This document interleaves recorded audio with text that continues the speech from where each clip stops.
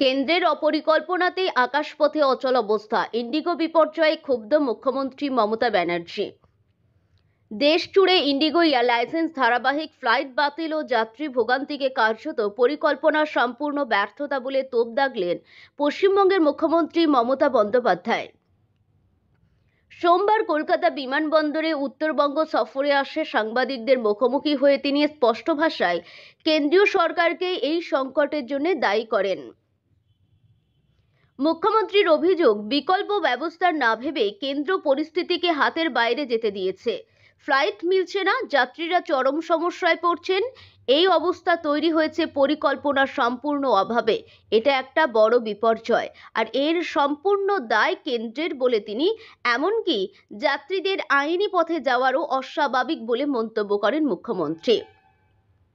ইন্ডিগোর শত শত ফ্লাইট বাতিলের পর যাত্রীদের জন্য পরিবহন ব্যবহারের পরামর্শ দেওয়া হচ্ছে, এই বিষয়টিকেও অবাস্তব বলে খারিজ করেন মমতা।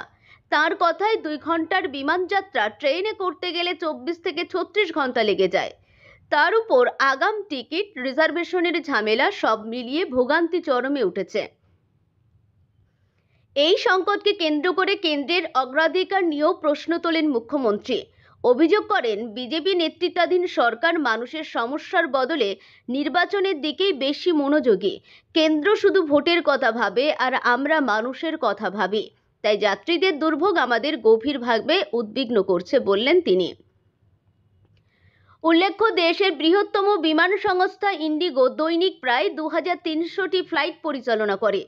তবে পাইলটদের ফ্লাইট ডিউটি ও বিশ্রাম সংক্রান্ত নতুন নিয়মের দ্বিতীয় ধাপ কার্যকর হওয়ার পর পর্যাপ্ত ক্রু জোগাড়ে সমস্যায় পড়ে একাধিক ফ্লাইট বাতিল করতে হচ্ছে। পরিস্থিতি সামাল দিতে এভিয়েশন নিয়ন্ত্রক সংস্থা ডিজিসিএ কিছু ছাড় দিলেও যাত্রীর দুর্ভোগ এখনো পুরোপুরি কাটেনি।